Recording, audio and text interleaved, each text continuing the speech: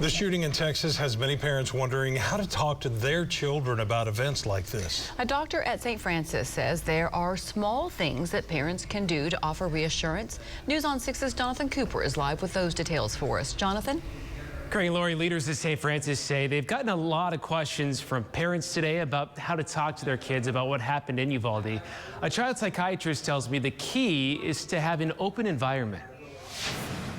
We had to be honest and tell him that, people got hurt at school, and it's important that he pays attention during the trainings and stuff that they have. It's scary for them to know what to do and to be afraid. As both kids and adults process the tragedy in Texas, mental health professionals want to help. Dr. Scott Moseman is a child and adolescent psychiatrist at St. Francis. And in addition to helping kids, he also is working with parents about ways to talk about the mass shooting. Trying to find a balance in talking to yourself before you talk to your kids can be important.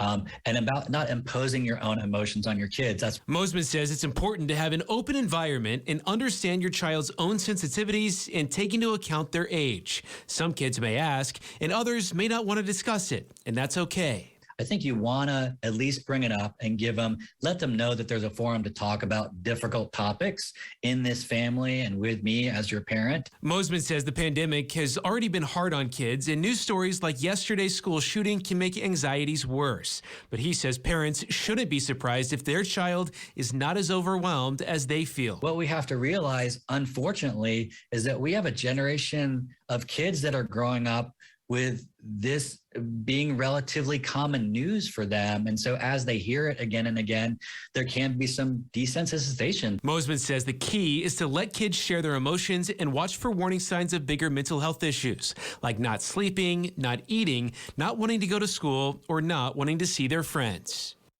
And Moseman says if a child is showing some pretty bad anxiety, though, it's best to see someone like him or go to your pediatrician. Jonathan Cooper, Oklahoma's Own News on 6.